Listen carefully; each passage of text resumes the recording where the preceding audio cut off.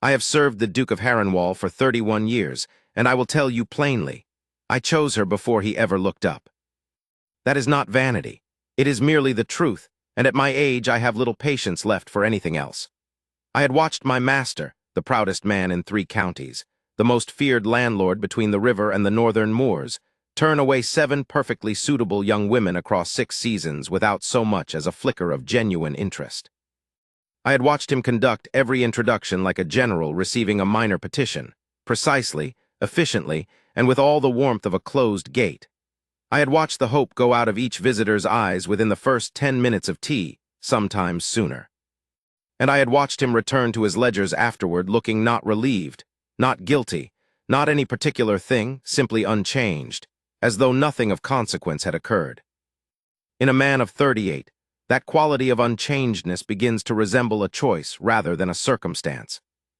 I will confess that I was beginning to lose faith in him.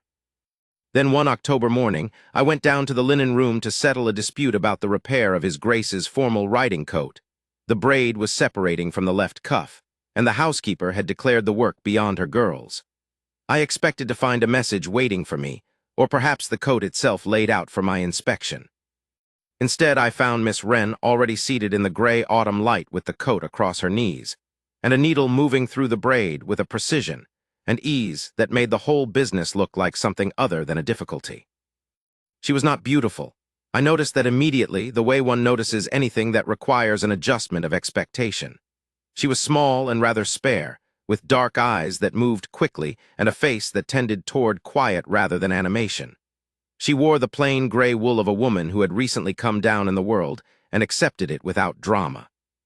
She was the daughter of a solicitor who had died indebted, referred to us by the village draper as a woman who worked with extraordinary care and asked for very little. Both things turned out to be true.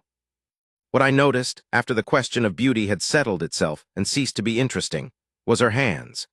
They moved through the gold braid with the absolute confidence of a woman who has never once in her life needed to doubt her own craft. And I noticed her expression, which was not the expression of someone mending the coat of the Duke of Harrenwall, with all the weight and anxiety that commission might be expected to carry. It was the expression of someone who had found an interesting problem and was pleased to be solving it. She looked up when I entered. She did not flinch, as the newer girls invariably did when they registered my face and my position. She looked at me with those quick dark eyes and said, quite evenly, the braid was separating at the anchor stitch, not the seam. Someone has been forcing the clasp rather than unhooking it. The coat is otherwise sound. The wool is very good quality and the original tailoring was excellent. It will be ready within the hour. Then she returned to her needle as though she had said everything that needed to be said, which she had. I stood in the doorway for a moment longer than the business strictly required. Then I confirmed the arrangement with the housekeeper, thanked Miss Wren for her trouble, and went back upstairs. I thought about that exchange for the rest of the day. By evening I had developed a plan. Whether it was a wise plan, I cannot say with confidence even now. But I have always held that a steward's highest duty is not the management of accounts, or the running of the house, or the keeping of the staff in good discipline, though all of those things matter enormously, and I have given them 31 years of my best attention. A steward's highest duty is to know his master better than his master knows himself, and to act on that knowledge in his master's interest. A man who has served a family across 2 generations earns certain prerogatives, and this, I decided, was one of them. His Grace did not know that he was lonely. He had never admitted it and would have rejected the word with considerable force if I had offered it. But I had watched him for 30 years, first under his father and then as his own man, and I knew the difference between a man who is complete and a man who has learned to make do. He had made do with great discipline and remarkable success, and it had cost him something I could not name precisely, but could see very clearly in the way he stood at the windows of the long gallery in the evenings, watching the park go dark, standing very still in the manner of a man who has nowhere in particular to be going, and has not yet decided whether that is restful or simply empty. So I began. It was not complicated at first.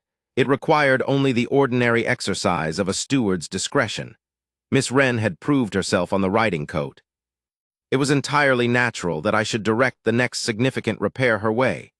The dress uniform with the damaged gold epaulet that His Grace required for the Lord Lieutenant's winter assembly, which was 3 weeks off, and in worse condition than anyone had admitted. I arranged for Miss Wren to receive the commission, and I arranged, as if by coincidence, which it was not, to deliver the completed uniform to His Grace's study at exactly the moment that I also needed to discuss the household's winter fuel accounts.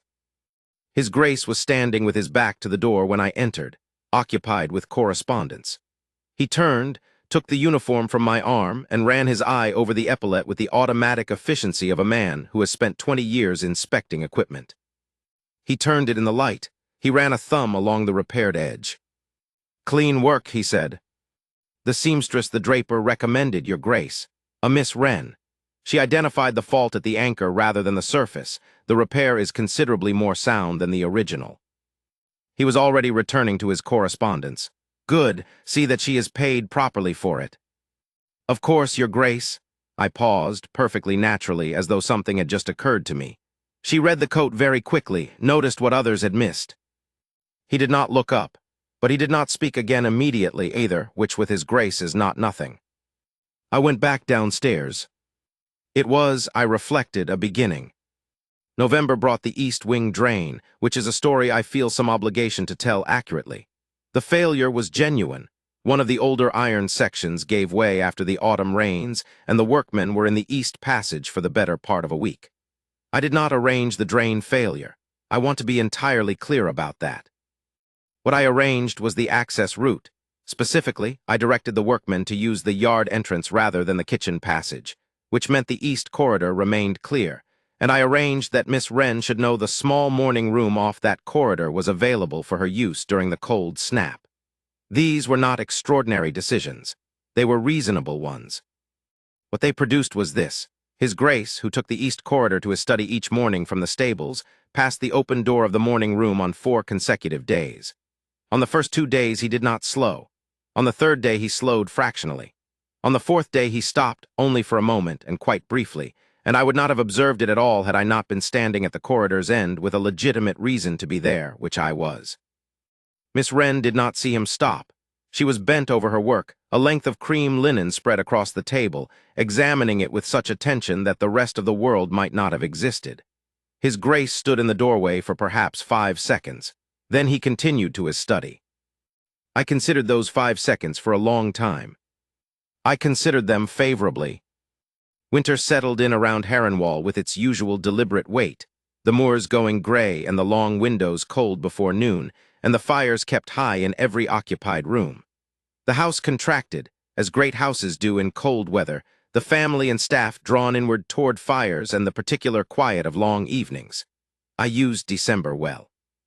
The Library Accounts Review brought His Grace to the library for 3 consecutive evenings, a reliable tradition, and one that suited my purposes admirably.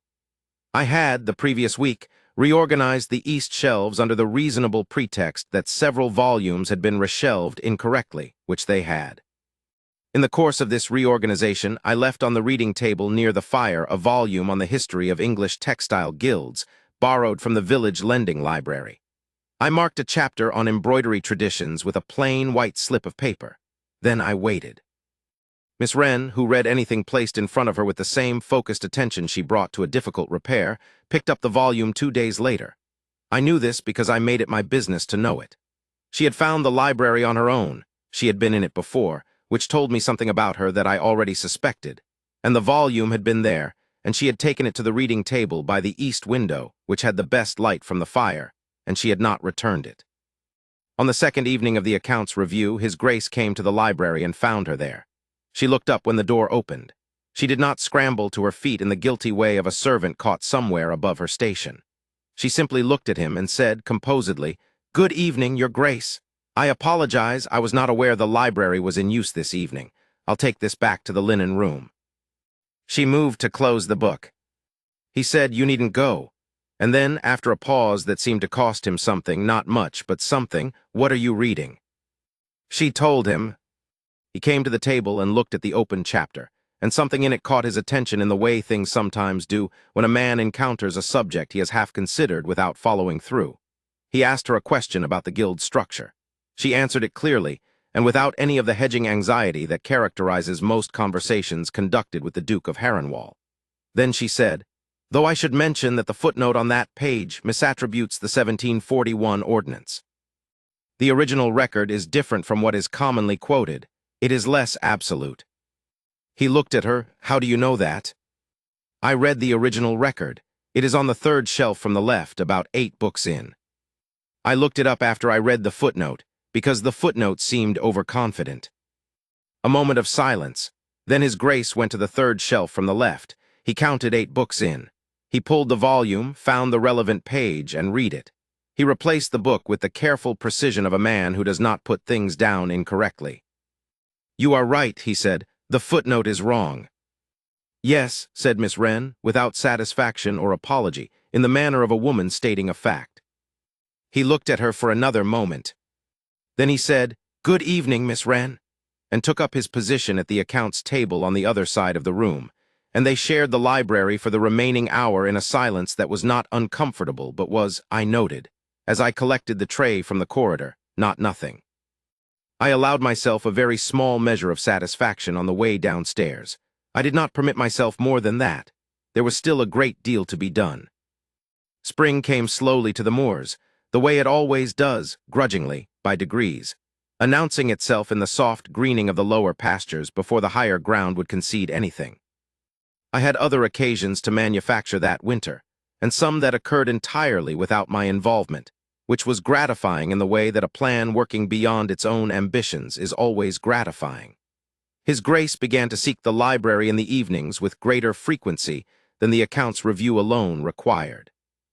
Miss Wren continued to read there when the light permitted it, and if she noticed that His Grace's visits had increased, she gave no indication of it. Or rather, she gave an indication that was too subtle for most people to read, though I am not most people.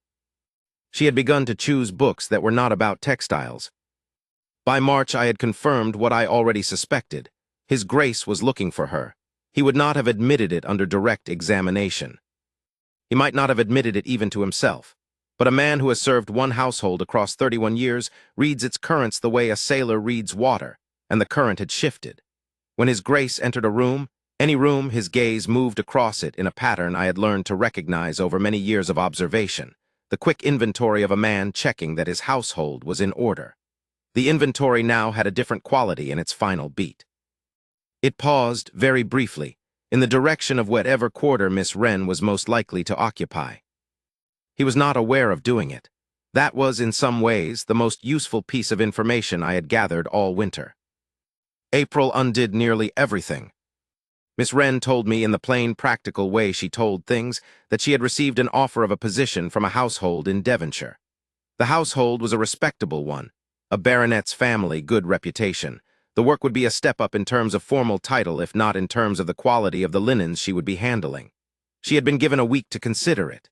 She wanted me to know, she said, out of courtesy, since I had been the one to arrange her work at Harrenwall. She said this without particular emphasis. She was not using the offer as a lever. That was not her character. She was simply telling me because she thought I ought to know, and because she was a woman who honored the people who had dealt fairly with her. I thanked her for telling me. I said she should take all the time she needed. I said all the right things with all the right composure, and I meant none of it. Or rather, I meant all of it in the way one means things that one is simultaneously working furiously to prevent. She left, and I sat down in the housekeeper's chair, which was not my chair, but Mrs. Hartley was not present, and I looked at the wall for a while and thought. There was no scheme available to me. I had used my quota of small arrangements over the winter, and I was not by nature a man who dealt in large ones. I could not manufacture a crisis that would make His Grace see what he had not yet looked at directly. I could not arrange another encounter and hope that something decisive emerged from it on its own. What I could do was the thing I had always been able to do in 31 years of service, which was to say the true thing plainly to a man who trusted me, and trust him to be worth the saying. His Grace was not a man who moved quickly. He was a man who moved when he had decided, and who did not decide until the thing had become entirely clear to him, and it had apparently not yet become entirely clear to him that Miss Wren was the most important event of the last decade at Harrenwall, including the new drainage works and the refencing of the north pasture. This was, I reflected, not his fault. Some things require illumination. I went to the study. He was at his desk. He was working, as he was always working, with the complete absorption of a man who has made work the primary architecture of his life. I waited until he came to the end of his page. Then I said, "Your Grace, I wonder if I might have a word." He set down his pen. He looked at me with the attentiveness he gave to anything I brought him, which was one of the things I had always respected about him. He listened to his steward. He had learned that from his father. I said, "Miss Wren has received an offer of employment from a household in Devonshire. She is considering it." He was still, very still, in the way of a man who has heard something that requires him to reorganize something internal. "Is she?" It was not quite a question. "She mentioned it to me this afternoon as a courtesy. I believe she intends to give it serious consideration." Another silence. He looked at the desk, and I knew that look, the look that went considerably further than the desk's mahogany surface, out somewhere past the window and across the moors. Then he said, "Aldous, have I given you reason to believe I require a wife?" I said, "No, Your Grace." "Have I asked for your assistance in the matter?" "Not in so many words, Your Grace." "Then I am at a loss," he said with a careful quietness, "to understand what you are telling me and why." I had prepared for this. I had prepared for it for several months. I said, "I am telling Your Grace because it has been my experience, over 31 years in service to this house and its family, that the things which matter most to a man are very often the last things he thinks to name. And I would not wish, when Your Grace is an old man and I am older still, for either of us to look back at this spring and wish that something had been said which was not said." He looked at me for a long moment. The fire crackled. Somewhere in the lower part of the house a door closed. He said, "That is a considerable liberty, Aldous." "Yes, Your Grace, I know it." He picked up his pen. He set it down again. He stood, which he rarely did in the middle of a working morning, and went to the window. He stood there looking out over the park I had watched him stand at for 30 years, and he was quiet for a time that I made no effort to fill. Then he said, still at the window, "She argued with me about the guild record." "Yes, Your Grace." "She did not apologize for it afterward." "No, Your Grace, she does not apologize for being correct." A pause, then very quietly, as if to the window itself rather than to me. "No, she doesn't." Another silence. Then he turned from the window and looked at me with that face of his, the architectural face, built for command, not easily read, and there was something in it that I recognized from a very long time ago, from the time when he was 22 and newly inherited and terrified of everything he wouldn't admit he was terrified of. Something uncertain. Something that, in a man of that quality, requires courage to let anyone see. He said, "Is she in the house at present?" "In the west garden, Your Grace, I believe, by the trellis wall." He gave me a look. It was not quite gratitude and not quite exasperation, and not quite the expression of a man who has caught his steward engineering things behind his back, though it was some quantity of all three. Then he straightened his coat, the riding coat, the one she had repaired in October, and he went out. I waited long enough that it would not be obvious, and then I went to the corridor window that overlooked the west garden. He found her at the trellis wall, exactly where I had believed she would be. She was examining a section of damaged ironwork that one of the younger gardeners had flagged for repair the week before. She noticed things like that, small structural failings, and she did not hear him on the soft grass until he was quite close. She turned. She looked at him. Neither of them spoke immediately. I could not hear what passed between them. The window glass is old, and the sound does not carry well, and in any case some things are not meant to be heard at a distance. What I could see was the quality of the space between them, that particular attention, that stillness, that comes over two people when they have stopped performing entirely and are simply present with each other in the same moment. I saw him speak. She listened without the defensive composure that people habitually construct in the presence of great power and great uncertainty. She replied briefly, which was like her, and whatever she said made something shift in his posture, a slight loosening of the careful set of his shoulders. He spoke again, at greater length this time. He was not a man who spoke at length without clear purpose, and he spoke now with a certain visible difficulty, as though he were feeling his way through language that he did not normally require. There was an awkwardness about him that I had not seen in many years, not since the time when he was learning to be the Duke, and had not yet made it look effortless. And that awkwardness was, to my eye, more reassuring than any amount of polished certainty could have been. She listened. She was very still. And then she said something that made him go still also, and after that there was a space between them, neither the distance of two strangers nor the closeness of something already decided, but the exact charged interval before one or the other is crossed. He crossed it. He reached out and took her hand, not seized it in the romantic flourish of a lesser man, but took it with the care of someone who has been given something that matters enormously and is aware that it matters. He said something. I will not ever know what, because some things belong to the people to whom they happen and not to anyone else, and I have served this family long enough to understand the difference between what is my business and what is not. She looked at her hand in his. She looked up at his face. She did not remove her hand. I left the window. I went back to the accounts. They were engaged by midsummer. It was announced at a dinner in late June, and I managed the preparations for that dinner with particular attention to every detail, because I had waited 31 years for an occasion of this kind, and I intended it to be done properly.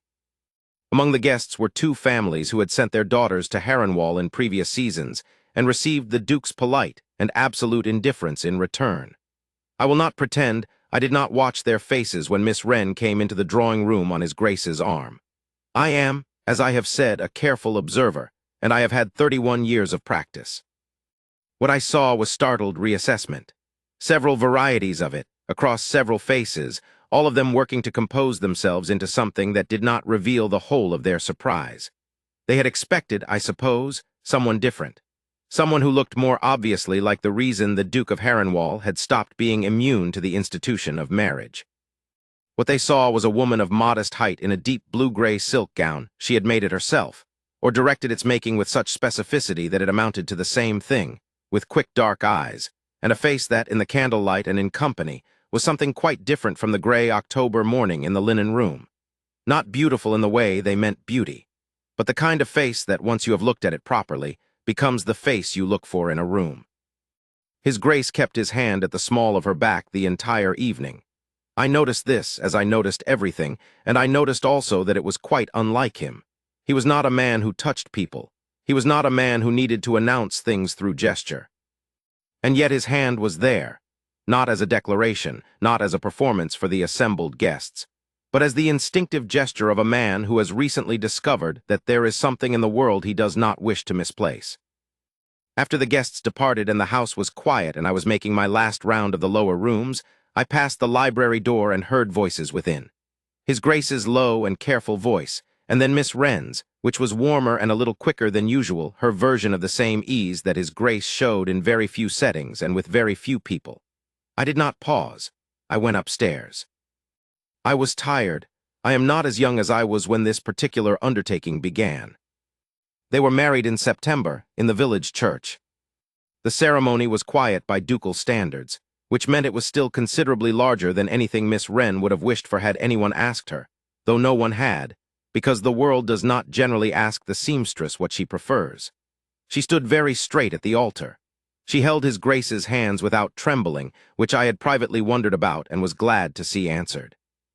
His Grace kept his eyes on her face throughout the ceremony with a steadiness that was not his usual manner in public, where he tended to distribute his attention precisely and without preference. He looked at her steadily, and she looked back at him, and the vicar did his part efficiently, and the whole business was accomplished with a good deal less ceremony than the occasion formally required, and a good deal more feeling than anyone present had perhaps anticipated.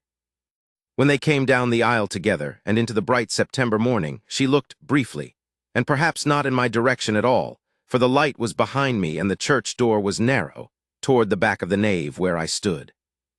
I choose to believe she was looking at me. I am old enough to be permitted the choosing.